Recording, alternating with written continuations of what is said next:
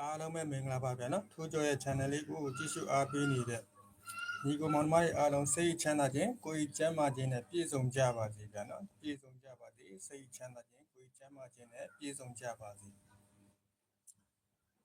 ကျွန်တော်25ရက်ပေါ့ဗျာနော်25ရက်8လ2026အင်္ဂါနေ့12နာရီ10မိနစ်အတွက်ကျွန်တော်မိန်ကနန်းလေးကိုအော်ဂနန်းလေးကိုဗျာနော်သူကမနက်ပိုင်းနေအပြီးကျနေတဲ့ site ကလေးကိုကျွန်တော်ရှာဖွေတွေ့ရှိလို့ live မှာကြည့်ရှုအားပေးနေတဲ့ညီကိုမောင်နှမတွေကိုကျွန်တော်ပြသပေးခြင်းဖြစ်ပါတယ်ဗျာနော်ကျွန်တော်ပြခဲ့တဲ့ကဏ္ဍလေးတွေမှန်သွားတော့လေကျွန်တော်အတွက်လည်းကျွန်တော်လည်းဝမ်းသာရတယ်ပေါ့ဗျာနော်ကျွန်တော်ကိုကြည့်ရှုအားပေးနေတဲ့ညီကိုမောင်နှမတွေလည်းကျိုးမြတ်ခံစားရမယ်ပေါ့ကျွန်တော်တို့မနက်ပိုင်းတီးတန့်ပေးနေတယ်ပေါ့ဗျာနော်မနက်ပိုင်းတီးတန့်ပေးနေတဲ့အပြီးကျပေးနေတဲ့ site ကလေးကိုကျွန်တော်ရှာဖွေတွေ့ရှိတာကို live မှာကြည့်ရှုအားပေးနေတဲ့ညီကိုမောင်နှမတွေကိုဝေမျှရခြင်းဖြစ်ပါတယ်ဗျာနော်အဲ့တော့ channel ကအသစ်ကလေးမလို့ပထမလွှင့်နေကြ channel ကကြာသွားတာဖြစ်တဲ့အတွက် channel အသစ်ကလေးမလို့ channel လေးကို share မှု share လေးနဲ့ကူညီပေးပါဗျာနော် share တတ်တဲ့ညီကိုမောင်နှမတွေကလည်း share မှု share လေးနဲ့ကူညီပေးပါ channel လေးကို subscribe မလုပ်ရသေးတဲ့ညီကိုမောင်နှမတွေကလည်း channel လေးကို subscribe လုပ်ပေးပါဗျာနော် channel လေးကို subscribe လုပ်ပေးပါဟိုက်တဲလက်မလေးတွေလည်းနှိပ်ပေးပါဗျာနော် comment လေးတွေလည်းမှတ်နိုင်ပါတယ်ပေါ့ယူအားလေးတွေအရန်နေတယ်ဗျာနော် share မှု share လေးနဲ့ကူညီပေးပါ share မှု share လေးနဲ့ကူညီပေးပါ like တဲလက်မလေးတွေလည်းတစ်ချက်လောက်နှိပ်ပေးပါဗျာနော်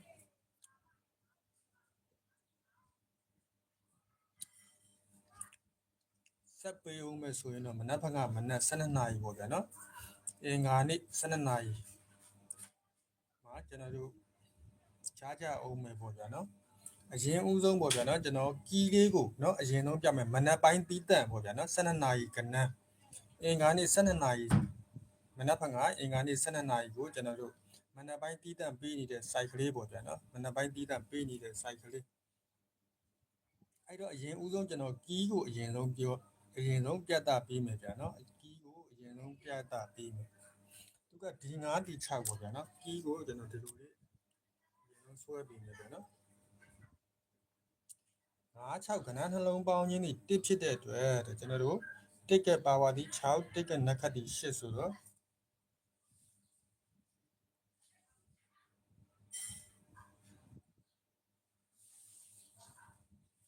168ကကီးပါတယ်နော်ဒါကကီးပေါ့ဗျာနော်168ကကီးပါတယ်အဲ့ဒီ168ကီးဆိုတော့ကျွန်တော်တို့မနက်ပိုင်းမှာတင်သူကဘာလို့ကြာပေးခဲ့လဲတစ်တလုံးကိုထိပြီး13ဆိုပြီးသူကကြာပေးခဲ့တယ်ဗျာနော်ဒီ1ဒီ6ကဏ္ဍနှလုံးပေါင်းခြင်းဒီခွန်ဖြစ်တဲ့အတွက်ခွန်ရဲ့ပါဝါဒီ3ညခွန်ရဲ့နက္ခတ်ဒီ3ညခွန်ရဲ့ပါဝါဒီ2ဆိုတော့ခွန်3ည2ကကီးပါဆိုတော့ကျွန်တော်တို့မနက်ပိုင်းမှာတင်ဘာလေးတို့ကြာပြီးကြတယ်23ဆိုပြီးသူကနှစ်တလုံးကိုထိပြီးတော့မနက်ပိုင်းလေးတင်ပြီးရဗျာနော်မနက်ပိုင်းကျွန်တော်တို့မနက်ပိုင်းတင်ပြီးနေတဲ့ site ကလေးပေါ့ဒီနှစ်ကဒီနှစ်လေးကဏ္ဍနှလုံးပေါင်းခြင်းဒီ6ဖြစ်တဲ့အတွက်6ကပါဝါဒီ1 6ကနက္ခတ်ဒီ9ဆိုတော့6တစ်9ကကီးပါဆိုတော့တစ်တလုံးကိုထိပြီးသူကတစ်9နော်တစ်9ဆိုပြီးတစ်ကော9ထိပြီးတစ်9ဆိုပြီးမနက်ပိုင်းတင်သူကပြီးပေးခဲ့တယ်ဒါဆိုကျွန်တော်တို့ကဒီနှစ်ကဒီနှစ်တစ်ကဏ္ဍနှလုံးပေါင်းခြင်းဒီတဲ့ကျွန်တော်3ဖြစ်တဲ့အတွက်3ရဲ့ပါဝါဒီရှေ့3ရဲ့နက္ခတ်ဒီ9ဆိုတော့385ကကီးပါဆိုတော့သူကမနက်ပိုင်းနဲ့53ဆိုပြီးသူကကီးကိုအပြီးကျပြီးခဲ့တယ်ဒါဆိုရင်ဒီ9ဒီ6ကဏ္ဍနှလုံး9-6ကဏ္ဍနှလုံးပေါင်းခြင်းဒီ1ဖြစ်တဲ့အတွက်1ကပါဝါဒီ6 1ကနက္ခတ်ဒီ8ဆိုတော့168ကကီးပါဆိုတော့မနက်ပိုင်းမှာတင်သူက6တလုံးကိုထိပြီး69ဆိုသူကပြီးပေးခဲ့တယ်ဗျာနော်69ဆိုပြီးပေးခဲ့တယ်share မှု share လေးနဲ့ကူညီပေးပါဗျာနော် share မှု share လေးနဲ့ကူညီပေးပါအဲ့တော့ကျွန်တော်တို့ဒီ6ကတဲ့ဒီ9ရဲ့6ကိုကဏ္ဍနှလုံးပေါင်းခြင်းဒီတဲ့9ဖြစ်တဲ့အတွက်9ရဲ့ပါဝါဒီ3ည9ရဲ့နက္ခတ်ဒီ3ဆိုတော့9 3ည3ကကီးပါဆိုတော့3ညတစ်လုံးကိုထိပြီးမနက်ပိုင်းမှာတင်သူက60ဆိုပြီးကြာပေးခဲ့တယ်ဗျာနော်60ဆိုပြီးသူကကြာပေးခဲ့တယ်60ဆိုပြီးကြာပြီးခဲ့ဒါဆိုရင်ကျွန်တော်တို့ဒီ6ကတဲ့ဒီ8ကကဏ္ဍနှလုံးပေါင်းခြင်းဒီ4ဖြစ်တဲ့အတွက်4ရဲ့ပါဝါဒီကို4ရဲ့နက္ခတ်ဒီ2ဆိုတော့4ကို2ကကီးပါဆိုတော့ကျွန်တော်တို့မနက်ကဘာလို့ကြာပြီးခဲ့တဲ့2တလုံးကိုထိပြီး2ပူးဆိုပြီးသူကမနက်ပိုင်းမှာကြာပြီးခဲ့ဒါဆိုရင်ဒီ2ကဒီ9ရဲ့ကဏ္ဍနှလုံးပေါင်းခြင်းဒီခွန်ဖြစ်တဲ့အတွက်ခွန်ရဲ့ပါဝါဒီ နှစ်ခွန်ရဲ့နက်ခတ်တီ3ညဆိုတော့ခွန်နှစ်3ညကမနက်ဖန်ကမှာကြီးပါတယ်နော်မနက်ဖန်က12နာရီမှာခွန်3ညနှစ်ကကြီးမနက်ပိုင်းတီးတန်ကြီးအဲ့ဒီမနက်ပိုင်းတီးတန်ကြီးကိုနော်အဲ့ဒီမနက်ပိုင်းတီးတန်ကြီးကိုကျွန်တော်တို့သူကဘာလေးနဲ့ပြီးပေးခဲ့လဲဆိုတာကိုကျွန်တော်တစ်ချက်ပြသပေးမယ်ဗျာနော်မနက်ပိုင်းကြီးလေးကိုလုံးမိုင်လေးတစ်လုံးနဲ့မနက်ပိုင်းအတီးတက်သွားနေတဲ့နော်လုံးမိုင်လေးနဲ့ကျွန်တော်ပြသပေးမယ်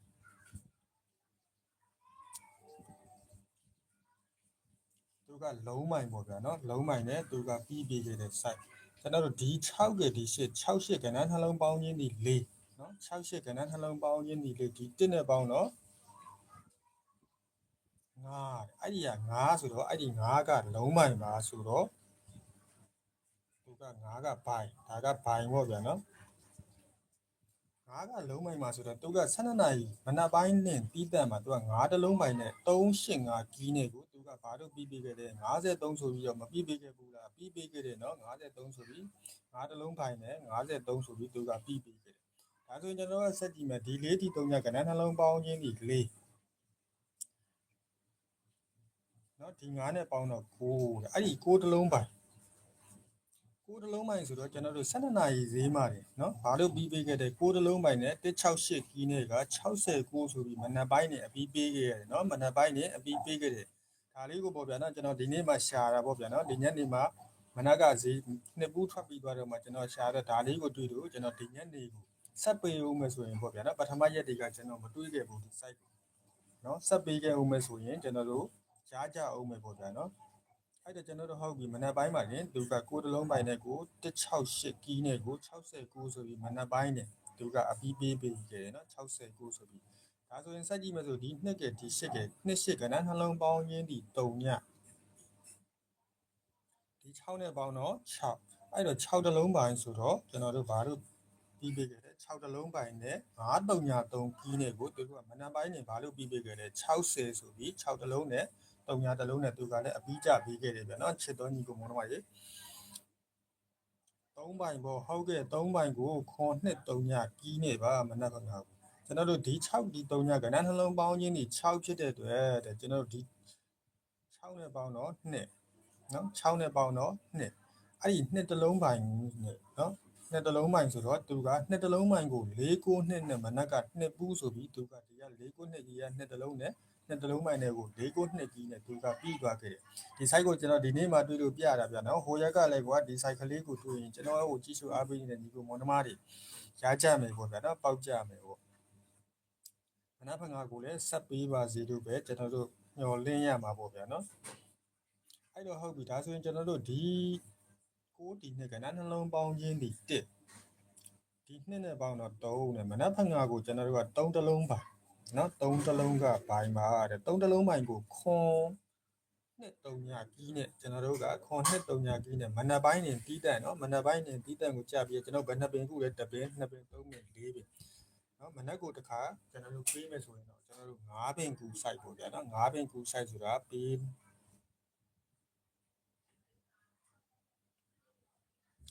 နော်ကျွန်တော်တို့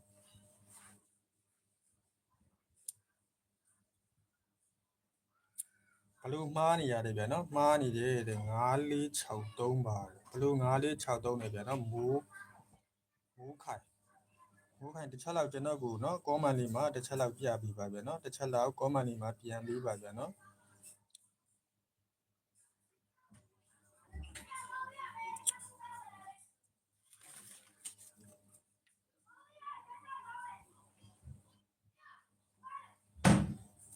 ဩ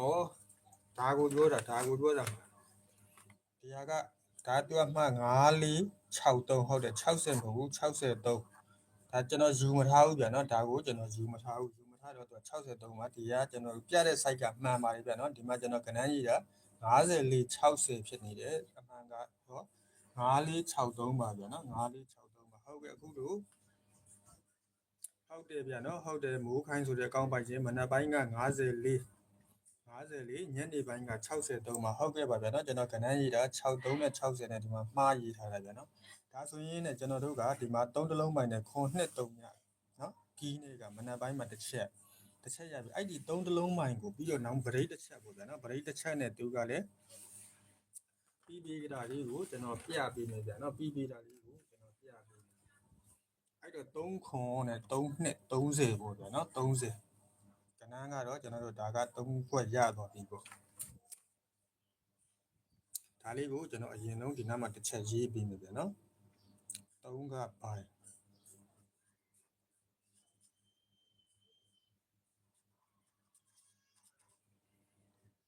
3တလုံးမိုင်ကိုခွန်နှစ်3ညကကြီးတယ်ကျွန်တော်တို့30နဲ့ခွန်30နဲ့နှစ်30ပေါ့ဗျာနော်30ဒါမနက်ပိုင်းတီးတန်းကိုသူကဒါဒီ site ကလေးကမနက်ပိုင်းတီးတန်းကိုကြာပေးနေတဲ့ site ပေါ့ဗျာနော်ဒီကဏ္ဍ3ခွက်ပါဒါဆိုရင်ကျွန်တော်တို့ကနောက်တစ်ချက်ကိုကျွန်တော်ထပ်ပြပေးမယ်ဗျာနော်နောက်တစ်ချက်ကိုထပ်ပြပေးမယ်အဲ့ဒီ3တလုံးမှန်ရင်လည်းကိုသူကဗရိတ်နဲ့နော်ဗရိတ်နဲ့ပြီးနေတဲ့ site ကိုကျွန်တော်ထပ်ပြပေးမယ်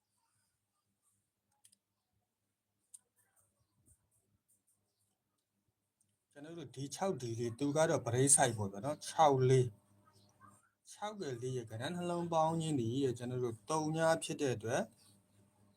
သူကတော့ဗရိတ်ပေါ့ဗျာနော်3ညရဲ့ပါဝါဒီ9ဆိုတော့3ည9ကဗရိတ်ပါတယ်နော်သူက BK နော်3ည9ကဗရိတ်ပါဆိုတော့ကျွန်တော်တို့ဘာလို့ကြပြီးခဲ့တဲ့19ဆိုတဲ့3ညဗရိတ်နော်3ညဗရိတ်19ဆိုတဲ့3ညဗရိတ်ကိုသူကကြပြီးခဲ့တယ်ကျွန်တော်တို့သူက19ဆိုတဲ့3ညဗရိတ်ဒါကဗရိတ်ကိုကျွန်တော်တစ်ချက်ပြရတာဗျာနော်ဗရိတ်ကိုတစ်ချက်စစ်ပြီးတယ်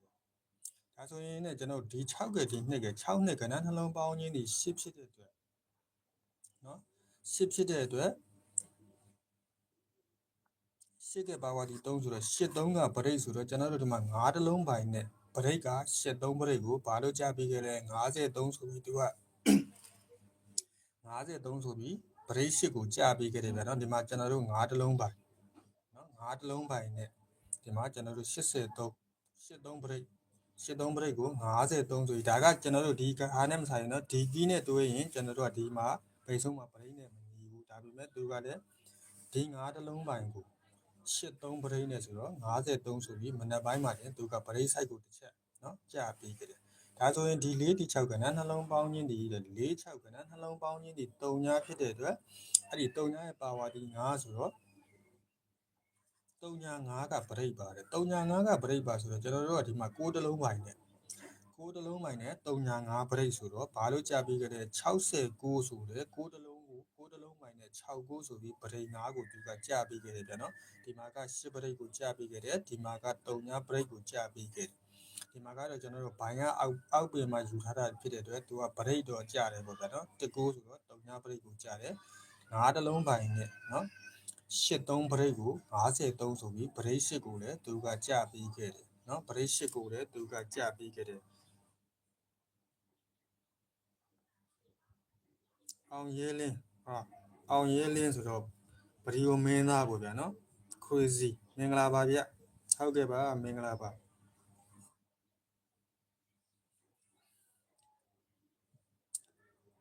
အားလုံးပဲမင်္ဂလာပါဗျာနော်120တယောက်တော့ညီကိုမောင်နှမတွေမင်္ဂလာပါလိုက်တဲ့လက်မလေးတွေပေါ့ဗျာနော်နည်းနည်းလေးလက်ညှိုးလေးလက်မလေးနဲ့ပေါ့ဗျာနော်မှန်လေးကိုတောက်ပေးပါဗျာနော်မှန်လေးကိုတောက်ပေးပါလက်ညှိုးလက်မဆရာဖြစ်တာပေါ့ဗျာနော်လက်ညှိုးလက်မဆရာပေါ့အဲ့တော့ဟုတ်ပြီကျွန်တော်တို့ကစက်ကြည့်မယ်ဆိုရင်ကျွန်တော်တို့ကဒီ2ကဒီ6ကနော်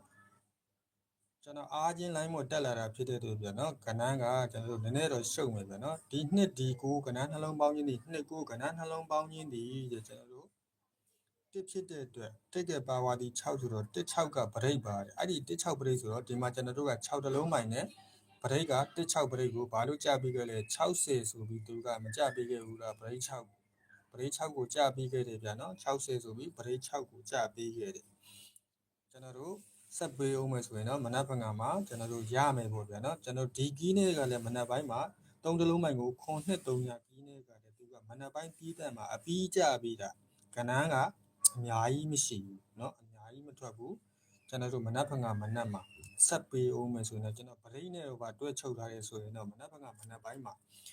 ကျွန်တော်ကတော့ရားကြမယ်လို့တော့ထင်နေဗျာနော်ရားအောင်မယ်လို့ပေးအောင်မယ်လို့တော့ကျွန်တော်ထင်နေဗရိတ်ထိရင်ထိမထိရင်ဗ ရိတ်နဲ့တွဲပြီးကြာရင်ကြာမကြလို့ရှိရင်ကျွန်တော်တို့ဒီကီးနဲ့ကဆက်ပေးအောင်မယ်လို့ကျွန်တော်ယူဆချက်ပေါ့ဗျာနော်ကျွန်တော်ယူဆချက်ပေါ့ဒါဆိုရင်ဒီ6ဒီ8ကဏ္ဍနှလုံးပေါင်းခြင်းဒီ4ဖြစ်တဲ့အတွက်4ရဲ့ပါဝါဒီ9ဆိုတော့4 9ပရိတ်တဲ့နှစ်တလုံးပိုင်းနဲ့4 9ပရိတ်ဒါက BK နော်ပရိတ်နှစ်တလုံးပိုင်းနဲ့4 9ပရိတ်ဆိုတော့ကျွန်တော်တို့မနက်ကဘာလို့ကြာပြီးကြလဲနှစ်တလုံးပိုင်းနဲ့4 9ပရိတ်ကိုနှစ်ပူးဆိုပြီးဒီပရိတ်4လေးကိုကြာပြီးကြတယ်ဒီမှာက6ပရိတ်ကိုကြာပြီးကြတယ်ဟုတ်ပြီဒါဆိုရင်ကျွန်တော်တို့မနက်ဖြန်ကမှာဒီပရိတ်ဆိုင်နဲ့ကျွန်တော်တို့ကြည့်ပြီးထိုးရမယ်ဆိုရင်ကျွန်တော်တို့ကဒီ9ဒီ9ကဏ္ဍနှလုံးပေါင်းခြင်းဒီ9 9ကဏ္ဍနှလုံးပေါင်းခြင်းဒီ4ဖြစ်တဲ့အတွက်နော်4ဖြစ်တဲ့အတွက်4 9ကပရိတ်ပါတယ်နော်သူက4 9ပရိတ်ဒါကတော့လုံးမိုင်နဲ့ကိုပရိတ်နဲ့နော်ပရိတ်နဲ့တွဲပြီးလာဒါပေမဲ့ကီးနဲ့တော့သူကမနေဘူးသုံးတလုံးမိုင်နဲ့4 9ပရိတ်ပါဆိုတော့ကျွန်တော်တို့ဒီမှာနော်4 9ပရိတ်ကိုမရဘူးမရတော့အဲ့တော့ကျွန်တော်တို့ပရိတ်က4 9ပရိတ်3ပိုင်ကို4 9ပရိတ်နဲ့ကဏ္ဍနှစ်ကွက်ထပ်ရနော်3ပိုင်ကိုကျွန်တော်ဒီမှာဒီလိုရေးလိုက်မယ်ဗျာနော်3ကပိုင်4 9က PP နော် PP 3ကပိုင်3ပိုင်4 9ပရိတ်ဆိုတော့3နဲ့ပရိတ်4ဆိုတော့30ဖြစ်ပေါ့နော်30နဲ့1 3နဲ့ပရိတ်9ဆိုတော့30နဲ့6ကဏ္ဍလေး5ကွက်ပဲရှိတယ်နော်ကဏ္ဍလေး5ကွက်ပဲရှိတယ်ကဏ္ဍလေး5ကွက်ပဲရှိပါတယ်ဗျာနော်ကဏ္ဍလေး5ကွက်ပဲရှိပါတယ်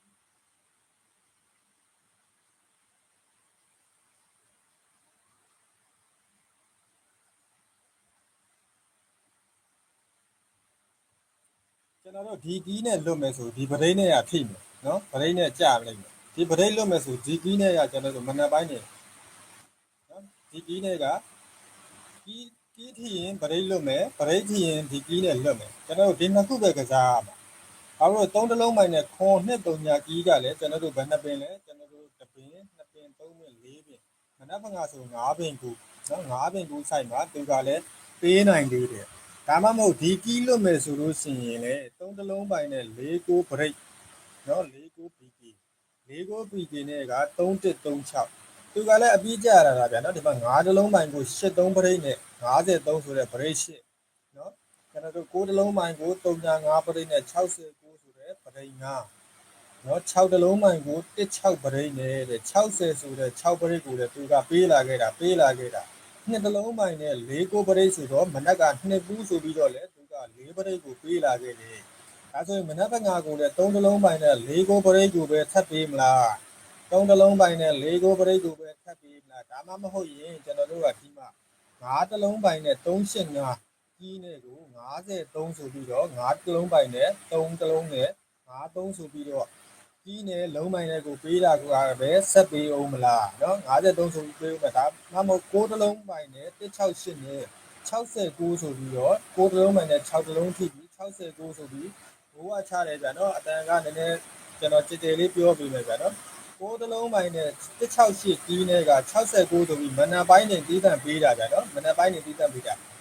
เนาะအဲ့တော့69ဆိုပြီးတော့သူကလည်းဒီက35ပရိတ်နဲ့ကိုပေးခဲ့တယ်ဒီပေါ်ပိုင်းမှာတော့ဗရိတ်နဲ့ကီးနဲ့လုံးပိုင်းတွေကလုံးဝကိုက်နေတယ်ဒီမှာမနက်ဖက်ငါကြရင်တော့ကျွန်တော်တို့ဘာပြက်မလဲတော့မသိဘူးဒီကကီးနဲ့ဗရိတ်နဲ့ကကျွန်တော်တို့တလွဲစီလုံးပိုင်းတွေကလွဲသွားတဲ့အတွက်ကဏ္ဍများပါတာနှစ်မွဲ့ဆိုအပိုင်6ရိုက်လို့ရတယ်နော်ညီတို့မနမတွေလည်းနားလဲလိမ့်မယ်ပထမရက်တွေကလည်းကျွန်တော်ဒီ site ကိုရှာလို့တွေးလို့ရှင်ကျွန်တော်တို့ဒီလုံးပိုင်းရဲ့ဒီကီးရဲ့ဒီဗရိတ်ရဲ့6ရိုက်ရင်ကျွန်တော်တို့ကဏ္ဍကတစ်ကွက်နှစ်ကွက်ကဏ္ဍလေးနှစ်ကွက်ထဲနဲ့အပိုင်ဆိုလို့ရတယ်နော်4ရက်ကိုကျွန်တော်တို့တားနှမျိုးဖို့ကောင်းသွားတယ်ဒါနှမျိုးပို့ကောင်းပါတယ်ကျွန်တော်လည်းဒီ site ကလေးကိုအခုမှတွေ့လို့အားကျိုးမှန်တတ်ပေါ့ဗျာနော်ကျွန်တော်တွေ့တဲ့ site ကလေးကလည်းကောင်းနေတော့သူကလည်းပေးနေတဲ့မှန်းနေတော့ကျွန်တော်တို့ကြည့်စုအားပေးနေတဲ့ညီလိုမောင်နှမတွေကိုရားစေခြင်းပေါက်စေခြင်းနဲ့စိတ်တက်ကလေးနဲ့ကျွန်တော်အားခြင်းပေါ့ဗျာနော်ဒီမှာကဏ္ဍရေးပြီးကျွန်တော်တို့ဇရာကွက်ချရတဲ့တောင်မှကျွန်တော်နော်ဇရာကွက်ချရတဲ့တောင်မှကျွန်တော်ဒီမှာတိတ်ပြီးတော့ဟိုကျွန်တော်ဆိုပုံစံကြလေးကိုကျွန်တော်မဆွဲဘဲနဲ့အားချင်းတက်လာတာပေါ့ဗျာနော်အားချင်းတက်လာတာအဲ့တော့ထုတ်ပြီဒါဆိုရင်ကျွန်တော်တို့ကလည်းဒီမှာ6တလုံးပိုင်းနဲ့933နော်933ခီးလေးကလည်း60ဆိုပြီးမနက်ပိုင်းနေတီးတန်ပေးခဲ့တယ်နှစ်တလုံးပိုင်းနဲ့492ခီးလေးကမနက်က2ပူးဆိုပြီးတော့လေသူကအပူးကိုကြပေးခဲ့တယ်ဒီမှာဗရိတ်နဲ့ဒီမှာကတော့လုံးဝညီးနေတယ် အဲ့ဒီလိုပဲနော်3တလုံးမိုင်နဲ့ခွန်နှစ်3ညနော်ကီးနဲ့ကိုမနက်ဖြန်က3ခွန်3နှစ်30ဆိုပြီးတော့ဒီကောင်နဲ့ဒီကီးနဲ့ပဲပြီးပြီမလားဒါမှမဟုတ်3တလုံးမိုင်နဲ့4ကိုပရိန်းနဲ့ပဲ3136ဆိုပြီးတော့ပဲမနက်ဖြန်ကမှာသူကပေးမလားကျွန်တော်ဒီနှစ်ချက်ပဲစဉ်းစားမှာဒီအပေါ်ပိုင်းကလို့လားကျွန်တော်တို့လုံးမိုင်ရဲ့ကီးရဲ့ပရိတ်ရဲ့လုံးဝညီးနေလို့ရှိရင်ပြကျွန်တော်တို့အပီးချုပ်ရိုက်လို့ရတယ်နော်ပရိတ်နဲ့ဒီမှာဆိုလို့ရှိရင်ကျွန်တော်တို့4ကိုပရိတ်ဆိုတော့နှစ်ပူးရဲ့ကျွန်တော်တို့ဘာဖြစ်မလဲနှစ်ပူးပဲရှိတယ်ပရိတ်လေးနော်နှစ်တလုံးမိုင်နဲ့ပရိတ်လေးနှစ်ပူးပဲရှိတယ်ဟော6တလုံးမိုင်နဲ့နော်16ပရိတ်ဆိုတော့60ပဲရှိတယ်နှစ်ကွက်တောင်မဟုတ်တစ်ကွက်ထက်အပီးရိုက်ရမှာမတွေးရတော်တော်နာတယ်ဗျနော်ဒီမှာကြတော့လေကျွန်တော်တို့6တလုံးမိုင်နဲ့တဲ့168ကီးကို35ပရိတ်ဆိုတော့ဘာရှိမှလဲ6တလုံးမိုင်နဲ့နော်39ပရိတ်9ပရိတ်ဆို61နဲ့နော်69သူကတော့2ကွက်နော်အဲ့မှာ2ကွက်တစ်ကွက်ဒီမှာဆိုကျွန်တော်တို့တစ်ကွက်ပဲဆိုင်ရနာလိုက်တာဗျနော်ဒါမနက်ပေးဦးမယ်လို့တော့ကျွန်တော်ယူဆတယ်ပေါ့ဗျာနော်မနက်ပေးဦးမယ်လို့ယူဆပါတယ်ယူဆတဲ့ပေါ့ဗျာနော်ပေးရင်တော့လေကျွန်တော်တို့ရဲ့ကုသိုလ်ကံပေါ့ကျွန်တော်ရဲ့ညီကောင်မကြီးစုအားပေးနေတဲ့ညီကောင်မောင်နှမတွေရဲ့နဲ့ကျွန်တော်တို့ရဲ့ကံပေါ့ဗျာနော်ပေးဦးမယ်ဆိုကျွန်တော်လည်းမနက်ကိုအဲ့ကဏ္ဍ9ကွက်ကိုထိုးမှာဗျာနော်အဲ့တော့ညီကောင်မောင်နှမတွေလည်းဒီကဏ္ဍ9ကွက်ကိုမနက်ဖက်ကမနက်ပိုင်းမှာကျွန်တော်တို့ကစားကြည့်ကြမယ်အတူတူနော်တတွဲညီပေါ့ဗျာနော်ခြီတက်ကြည့်မယ်မနက်ဖက်ကမနက်ကိုအဲ့တော့ဟုတ်ပြီကျွန်တော်ရဲ့ Viber ဖုန်းနံပါတ်ကြီးကတော့664 3993ပေါ့ဗျာနော် Viber ပါလို့နော် Viber ပါဒါကျွန်တော်ဒီကောင်မောင်နှမတွေကိုကျွန်တော်စေတနာနဲ့ free တက်ပြပေးတာကြာနော်ကဏ္ဍလေးကတားကောင်းလို့ကျွန်တော်လည်းဒီ site ကလေးကိုဗျာနော်ဒီ site ကလေးကို891အခုမှတွေ့တာကျွန်တော်လည်းတော်တော်နက်နာတယ်ဗျာနော်နှမို့ဆိုရင်ကျွန်တော်ကိုကြည့်ရှုအားပေးနေတဲ့ညီကောင်မောင်နှမတွေလည်းရှားကြမှာဗျာနော်ကျွန်တော်လွှင့်နေတဲ့ live တိုင်းကိုညီကောင်မောင်နှမတွေကြည့်ရှုအားပေးနေရင်သိမှာပါဗျာနော်ကျွန်တော်ကတွေ့တာမြင်တာကိုအကုန်လုံးပြသပေးတယ်နော်ပြသပြီးရတခါတလေကြမှာတာပို့ဗျာနော်ကျွန်တော်စာရွက်စာတမ်းဘူးနော်ဒီလိုကလန်ဒါကြီးဆွဲရတဲ့စာရွက်စာတမ်းဘူးလက်ဖက်ရည်ဘူးဘာဘူးပေါ့ဗျာနော်ကျွန်တော်ရဲ့အသုံးစရိတ်ကလေးတွေလိုအပ်လာတဲ့အချိန်မှာကျွန်တော်အဖွဲ့ဝင်ထားခေါ်တယ်ကျန်တဲ့အချိန်ကျွန်တော်အဖွဲ့ဝင်မခေါ်ဘဲနဲ့ကျွန်တော်တွေ့တာမြင်တာကိုလည်း free ပြပေးတယ်ဗျာနော်8913984ဒါကိုလည်းညီကောင်မောင်နှမတွေတိပါပါဗျာနော်တိမှာပါကျွန်တော်ကိုကြည့်ရှုအားပေးပြီးတော့ကျွန်တော်နဲ့လက်တွဲမှုတဲ့ညီကောင်မောင်နှမတွေအားလုံးသိကြမှာပါဗျာနော်သိကြမှာပါအဲ့တော့ဒါလေးကိုကျွန်တော်ကိုချစ်တဲ့ညီကောင်မောင်နှမတွေအားလုံး screenshot လေးရိုက်ယူသွားကြပါဗျာနော် screenshot လေးရိုက်ယူသွားပါ channel အသစ်ကလေးမို့ channel အသစ်ကလေးမလို့နော်အခုလိုကဏ္ဍကောင်းလေးတွေရှာတွေ့လို့ရှိရင်ကျွန်တော် line ဘောကိုတက်ပြတဲ့အချိန်မှာပေါ့ဗျာနော်တွေ့ရမြင်ရအောင်ပေါက်မှန်ခဲ့တော့ရှိရင်လည်း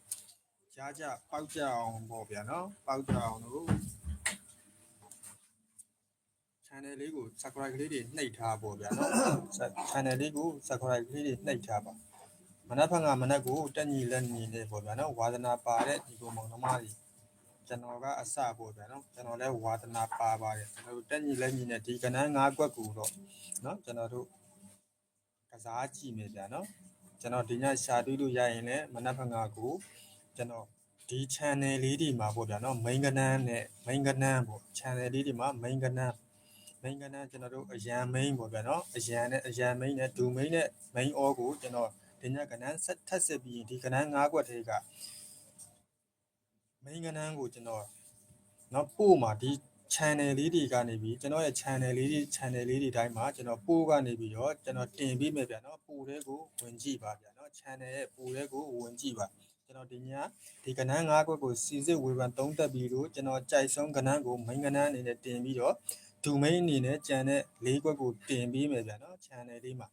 ဒီ channel လေးတွေရဲ့ပို့တဲ့ကိုဝင်ကြည့်ကြပါဗျာနော် channel လေးကိုလည်း subscribe နှိပ်ပေးပါ share မှု share လေးနဲ့ကူညီပေးပါဗျာနော်ကျွန်တော်တို့ဝါသနာတူချင်းတူပေါ့ဗျာနော်ဝါသနာရှိတဲ့ညီကိုမောင်နှမတွေအားလုံးဒီ site ကလေးကမနက်ဖက်ကဆက်ပေးဦးမယ်ဆိုပေါက်ကြမြင်ကြရကြအောင်ပေါ့ဗျာနော် share တက်တဲ့ညီကိုမောင်နှမတွေကလည်း channel လေးကို share ပေးကြပါsite ကလေးကတော့နည်းနည်းတူတယ်ဗျာနော်ဘာကြောင့်လဲဆိုတော့ကျွန်တော်တို့ကနေတိုက်ကဏ္ဍဖြစ်တဲ့အတွက်ကျွန်တော်တို့အမြန်လေးတက်ပြလိုက်တဲ့အတွက်ဒီဟာလေးကို screenshot ရိုက်ယူပြီးသွားရင်ချစ်တော်ညီကိုမောင်နှမတွေစိတ်ချမ်းသာခြင်းကိုယ်ကျန်းမာခြင်းနဲ့ပြည့်စုံကြပါစေလိုရင်းဆန္ဒများ နော်မတောင်းမတမကြောင်းမကြပဲနဲ့လူရင်းဆန္ဒများပြေဝကြပါစေလို့ကျွန်တော်ဆုမွန်ကောင်းတောင်းရင်လည်းမနက်ဖြန်ကနေအတက်မှာရွှေကွက်နဲ့ငွေများများခတ်နိုင်ကြပါစေဒိုင်းမှာငွေထုတ်ပြီးတော့ရွှေလုံနိုင်ကြပါစေလို့ကျွန်တော်နော် channel လေးကနေစုမုံကောင်းတောင်းရင်လည်းကျွန်တော်ရဲ့ live show အစီအစဉ်လေးကိုဒီမှာတင်ပြီးဆုံးပါပြီဗျာနော်မနက်ဖြန်ကမှပိုထဲမှာဝင်ကြည့်ပါဗျာနော်မနက်ဖြန်ကကျွန်တော်10နာရီခွဲနော်10နာရီခွဲ10နာရီခွဲ10နာရီခွဲ17နာရီဝင်းကျင်ကိုနော်ပိုထဲမှာကျွန်တော်နော်တင်ပေးမယ်ဗျာနော်ဒီကဏ္ဍ9ခွက်ကိုကျွန်တော်ဝေဖန်သုံးသပ်ပြီးတော့ကျွန်တော်ဓမြင့် site တွေလုံးမိုင်းတွေကြီးရည်နဲ့နှိပ်ပြီးလို့ရှိရင်ကျွန်တော် main ကဏ္ဍနဲ့အရန် domain ဆိုပြီးကျွန်တော်ခွဲပြီးတင်ပေးမယ်ဗျာနော်အဲ့မှာပိုထဲမှာတစ်ချက်ဝင်ကြည့်ကြပါဗျာနော်10နာရီခွဲ17နာရီဝင်အဲ့ကြားပေါ့ဗျာနော်17နာရီကိုတော့မကြုံဘူးနော်10နာရီကနေ17နာရီကြားထဲမှာကျွန်တော်တင်ပေးမယ်တင်ပေးထားမယ်ပေါ့ဗျာနော်အားလုံးပဲမင်္ဂလာပါဗျာနော်မင်္ဂလာညနေခင်းလေးပါဗျာအားလုံးပဲကိုပိုင်ပါဗျာနော်